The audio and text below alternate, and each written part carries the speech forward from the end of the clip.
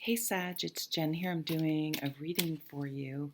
I just got a very defiant, but not in a bad way. More like you finally got some gumption way. What movie is that from? A Holiday, I think. I wonder if I turn it this way. If you can see. Not really. Didn't really help at all. Yeah, anyway. I'll have to play with my camera setup a little. But I feel like you've gotten to the point where you're just you've just reached a limit where you're just going to be like so I'm getting a 7 of Wands energy where you're just like no, setting boundaries, but it feels really good. It doesn't feel, you're not anxious about it, you're not guilty about it, your codependency isn't kicking up. You're just like, no, I deserve more, or I don't have to do that. I don't have to agree to that. I don't have to explain myself uh, for the decisions and actions that I'm taking in my life. And it's incredibly freeing. I see you just being like, I am letting go of the people pleasing, of the trying to do quote unquote what's right, and I'm going to live for me. And that doesn't mean in any way that you are selfish or ungrateful or a bad person or mean. It's like there are just all of these feelings attached to living the life you want to live and being authentic and making the choices that are right for you. You maybe like me, you were brought up Catholic or something where there's just a lot of shame, or brought up in a way that shame and guilt is, that's a real parenting technique that people use. I know I have, and I'm like, wait, what am I? It's so hard. In fact, now I joke. I'm like, I must shame you now because I realized, wow, um, I'm parenting by withholding love. Not like but like I'm mad at you. You need to go away right now. So some of that is boundaries, but some of that is, um, trying to control and manipulate that way. And so maybe that's really what it is, more internally, of a letting go, a truly letting go. I can't control the other people. I wouldn't, sure as hell, for as Sag is, right? I'm a Sagittarius, sun and rising. Don't fucking tell me what to do or try to control me.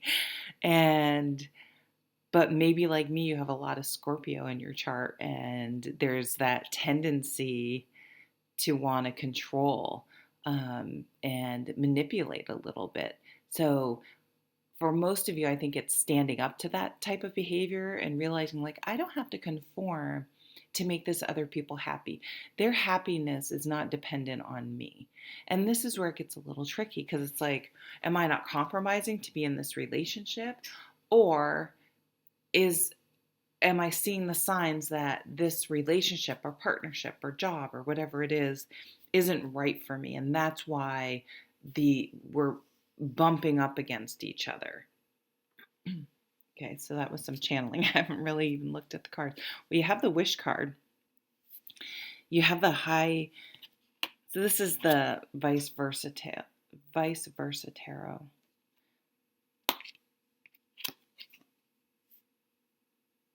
So here's the wish card.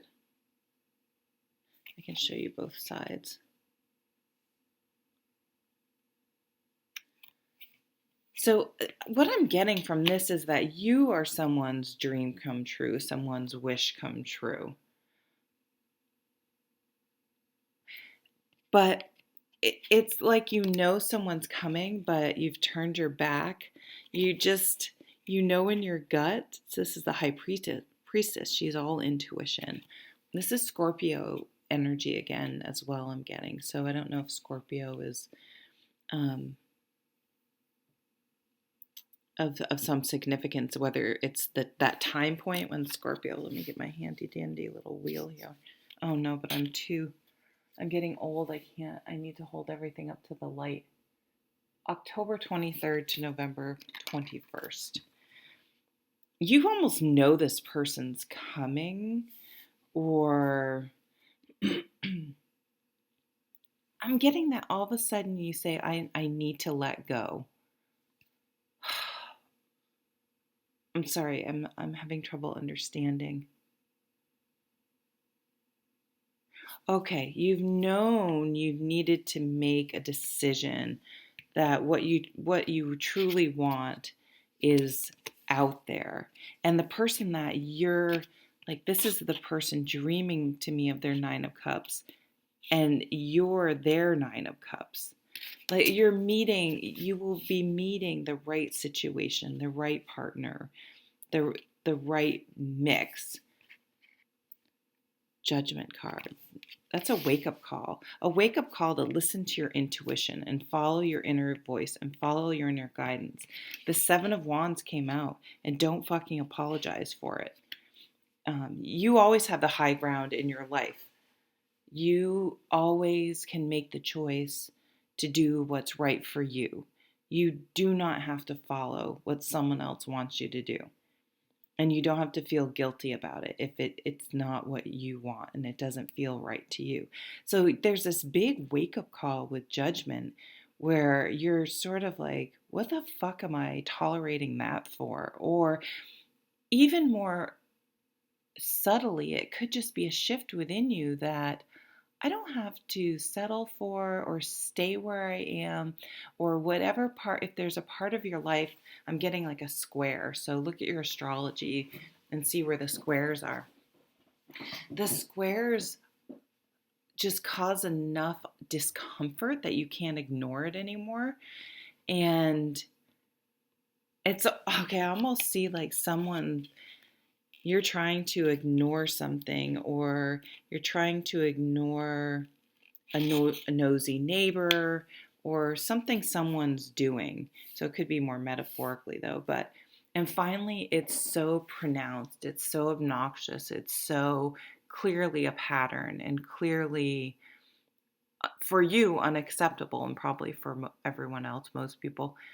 But I always wonder, like, there are people that are so toxic, yet they go on and find people that, for all appearances, is a really good match for them. And I'm like, how can they tolerate that behavior? You know? So, but okay, that was a. So what do we have? The King of Pentacles up here. So it could be an earth sign or someone that's just really solid, down to earth. This may be someone who's less flashy. This could be someone who's waited for you for a really long time. It could be someone coming, but I don't necessarily feel like it's a relationship from the past. I feel like it's someone that maybe you've known for a long time, and they've just always kind of been pining for you or waiting for you. And maybe at a different point in my time in your life, or the mindset you were in, you wouldn't have necessarily entertained them because, well, lots of times when we're younger, not obviously everyone, we're more worried about what other people will think about who we're dating. Will they think they're cute? Will they think they're successful? Will they, all those superficial things, which is really our own insecurities. Now you see them in a completely different light, or maybe they see you in a completely different light, and that doesn't mean you're more ugly or anything in the past, but they had their own insecurities. Maybe you made them nervous because you were more comfortable and confident in being yourself, but they've mellowed. Now, I'm not saying if you were in a toxic relationship with this person, they're coming back, that they've completely changed. Again, this seems like someone you didn't entertain before. They didn't entertain you. You were friend zoned. Maybe one or both of you weren't available, so it just kind of became friend zoned. And now it's like there's this realization, this wake up call with the judgment card, like, wait a minute, why aren't we pursuing someone? For some of you, this could be someone who you meet that stands up for you in some way or has your back, backs you in some way. Um, I mean, yeah, so it could be something at work and you know something isn't right or whatever, but you're getting this pushback. And finally, someone comes in and it's like, no, that's totally right. That's the rule. That's the whatever. That's what the right thing to do. And you're like, finally, it feels like you're always, maybe in some place, if you're always like there's always an uphill battle, but you're not doing it to be a pain in the ass. You're just doing it because you know it's right and you know that there's something there. And you've stood your ground because of it. And then someone's coming in to back you and it's like, no, absolutely, that's right. Is a wish coming true.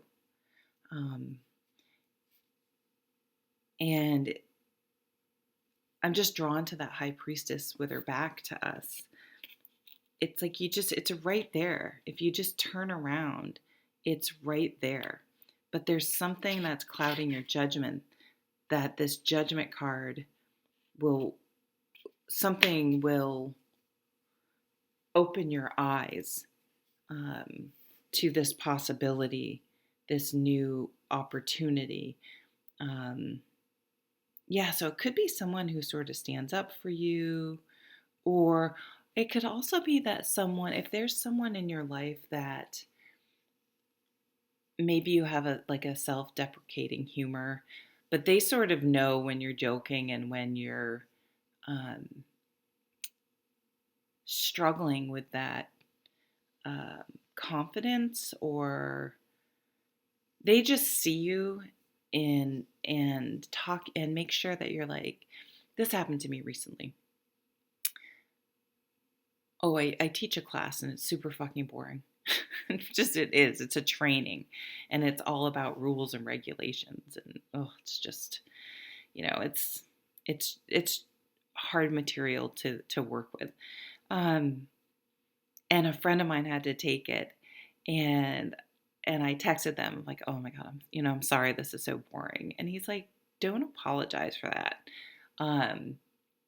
He's just a friend. But anyway, it's something like that. Someone who encourages you, or so that could be, maybe that's someone in the workplace that maybe is above you and can help further your career. They bolster you up. They appreciate you. They value you.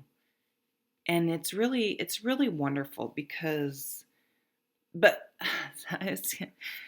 I keeps coming back to this, you doing this for yourself and saying, no, I deserve love. I deserve a high quality, well-paying job. I deserve someone to treat me right. I deserve this salary. You know what I'm saying? Do we want to pull? Let's pull 3 more cards from a different deck and just see if we get. I was going to try to make these shorter, but I feel like pulling a few more cards. Like that one wants to come out. Now I'm making a mess. That one. The bottom of the deck. I didn't look at the other one. Oh, but I am right now, and it's the Magician and the Emperor. Damn. So I kind of have my thing so you can't see it. So we have the Magician coming at the bottom of the deck for the Vice Versa Tarot, and the Fool. Just going for it, releasing yourself from some sort of. It's kind of like with these tarot readings. Somehow I've conformed to having to do zodiac sign readings and monthly readings, and I kind of don't want to do that anymore. So if you'll notice, I haven't titled this. I want this to be more timeless, and I want it to read. I have a full-time job.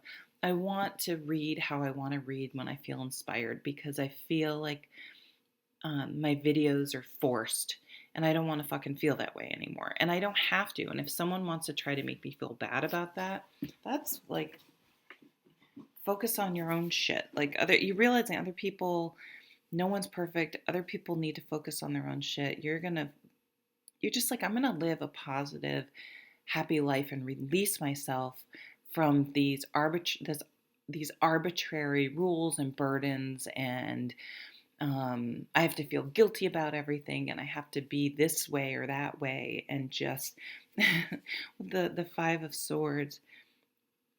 Just stop that, or Seven of Swords. Not deal with anyone's bullshit, and just stop that negative self-talk. Ooh, and we have my favorite king in all the tarot, in all my tarot decks. He's so hot.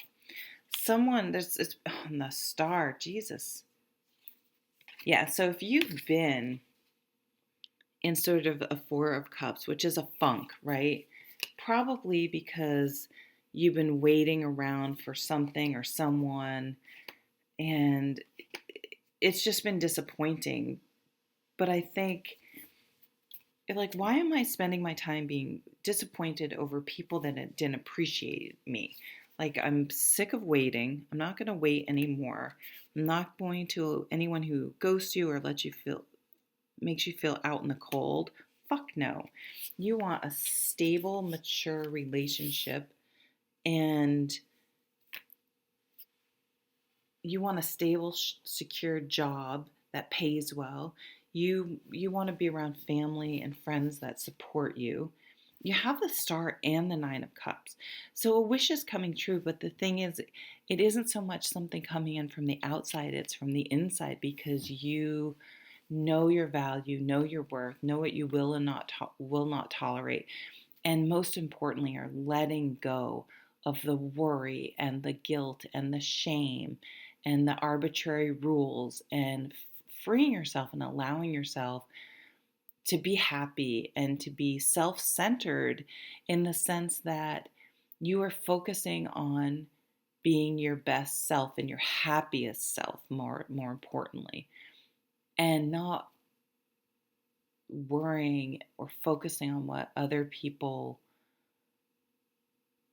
or society or those other outer pressures, and choosing to let go of those negative vibes, and being mindful of how you're feeling inside, and cultivating that and working on that, and allowing other people to be themselves. So if you are moving into a couple, maintaining that type of energy where, yes, we are two people together, but we're separate, and we're stronger together the stronger we are as individual people, striving to make ourselves happy, and not putting that on someone else, and not taking that from someone else, and not being someone who needs something from you.